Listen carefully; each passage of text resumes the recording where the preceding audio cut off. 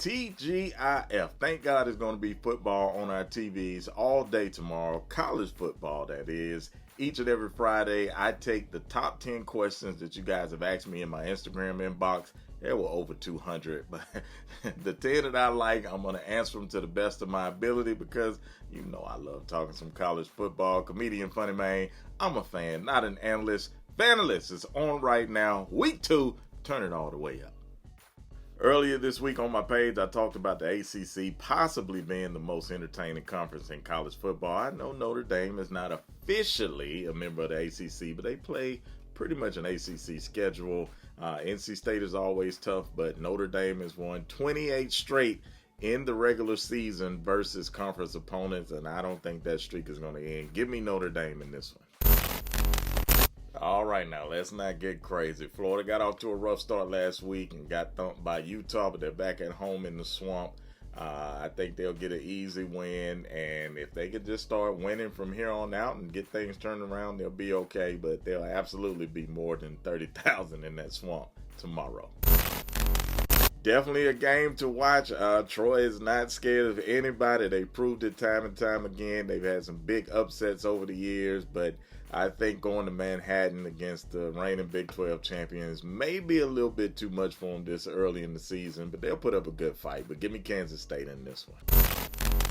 Well, dating back to last season, Clemson is 1-3 in their last 4 ball games. I think they're seeing what life is like without generational talent type QBs and great offensive and defense coordinators. Still a good team, but they've got a lot of work to do to rebuild that program.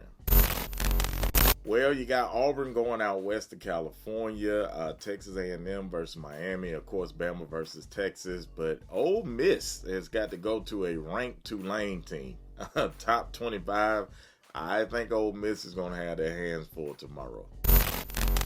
I'm not sure why Miami fans have not been coming to the games and it's been such sparse crowds, but when you think about the people of Texas A&M getting a free trip to Miami to enjoy some ball and that cool breeze off the ocean instead of that Texas heat, this could absolutely happen. There could be more Aggies in the stands than Hurricane fans.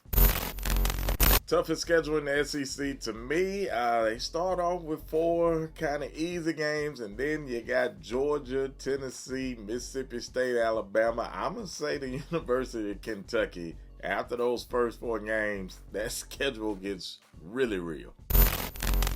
My man had so much on his chest about LSU being disrespected, we couldn't even get the whole question on the screen. But I think LSU could go on to have a decent season. They lost to FSU in the opener last year. They went on to win the SEC championship. So all is not done in Baton Rouge.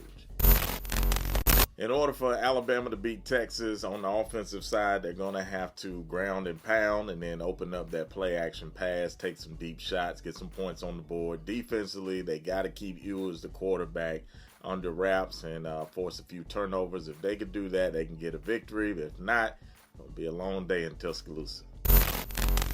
Very tough for me to see Colorado blowing anybody out right now because as good as they have looked and all that talent, there's still the issue of depth. So you wonder, will health and just overall wear and tear start being an issue? But it'll be a good game, and I'm pretty sure millions will be tuned in, including me.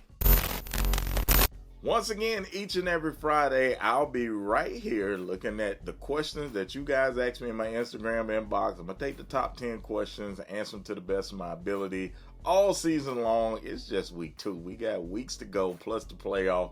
You know I love talking about some college football, and I know y'all love asking about college football and getting your questions answered to the best of my ability. Listen, I'm just a fan, not an analyst.